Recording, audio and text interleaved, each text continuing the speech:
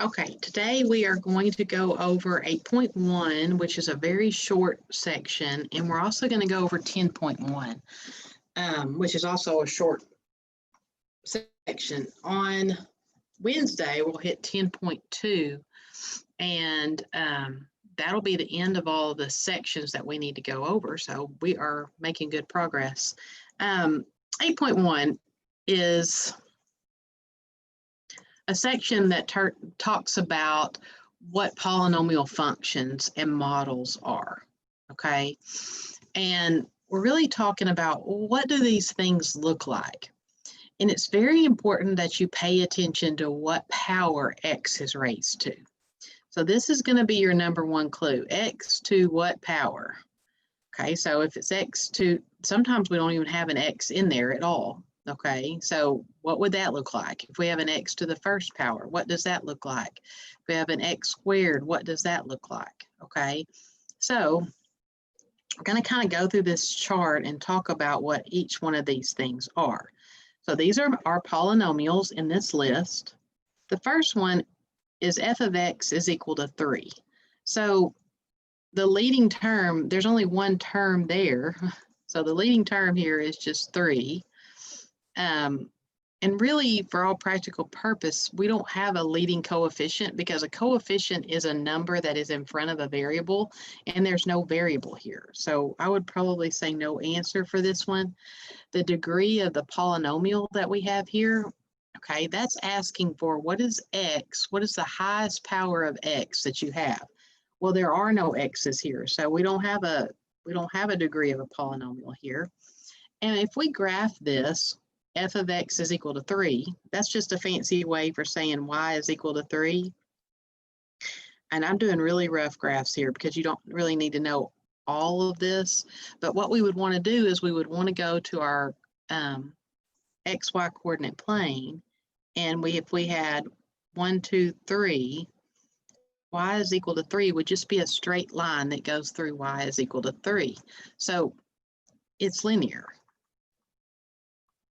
Okay, you don't have any x's, but that's an example of something that is linear. It just makes a straight line. Every single thing on that line would say y is equal to 3.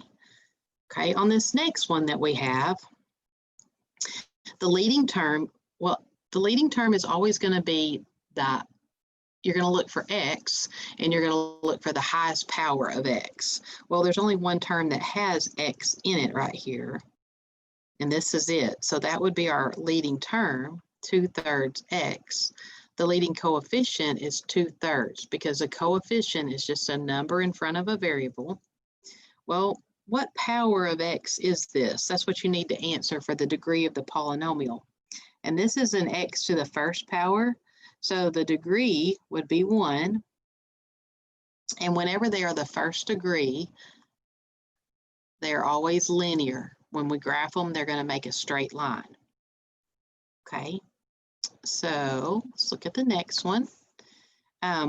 These are kind of nice because they're already in order for us, but the highest power of x that we have right here, I see an x squared, and I see an x to the first power right here. And so the highest power of x would be x squared. I'm going to jot that down. That term that contains the x squared is 4x squared. That would be my leading term. The coefficient would just be the number in the front, the constant number in the front. The degree is the exponent. Since it's an x squared, it's going to be a second degree. Okay, and second degree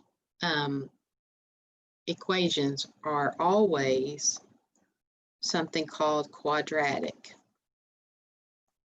And a quadratic equation, if we were to look at the graph, it makes a parabola, which really just looks like a U. Now the U doesn't have to be facing up, but it makes a U.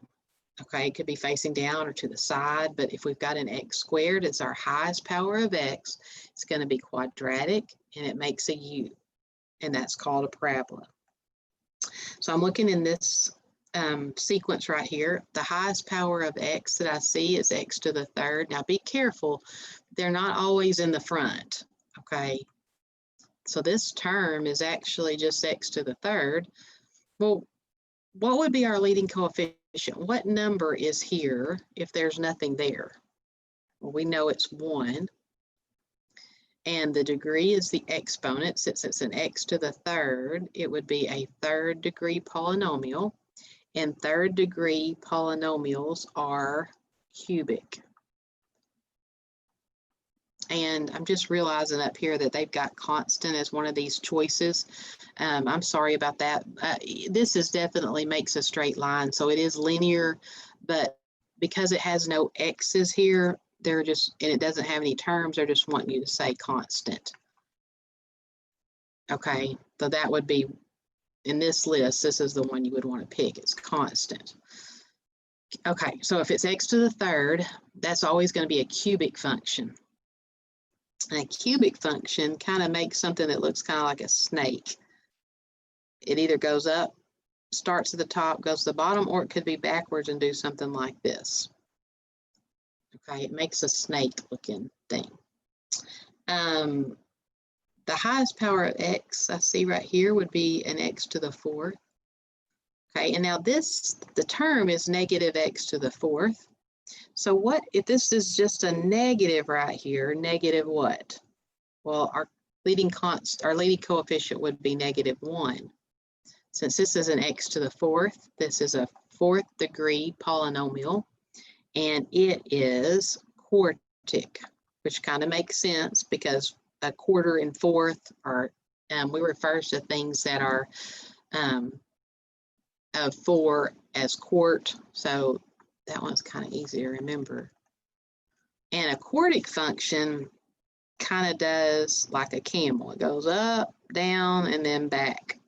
And it could be facing the other way. So it could be, okay, but that's a quartic function.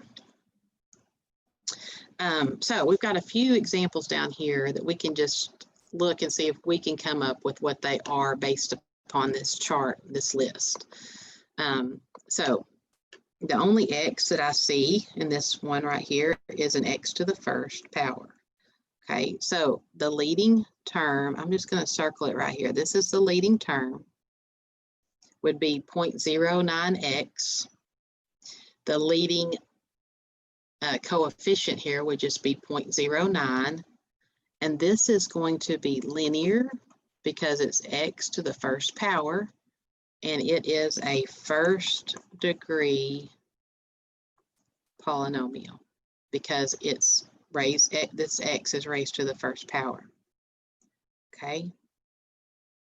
This would be my leading term because x to the third is the highest power of x I have here.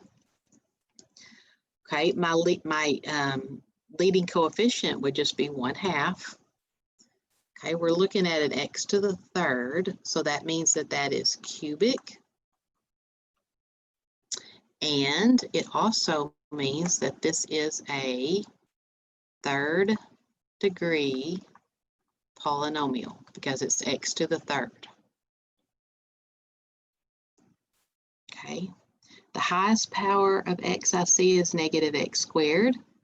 So this, we've got an x squared. So 2 is not your leading term. This is one example where they tried to trick us here. -x² is your leading term. Your leading coefficient, there's no number here, but there is a negative. So your leading coefficient would be a -1. And that since this is x², this is quadratic. And this is a second degree polynomial.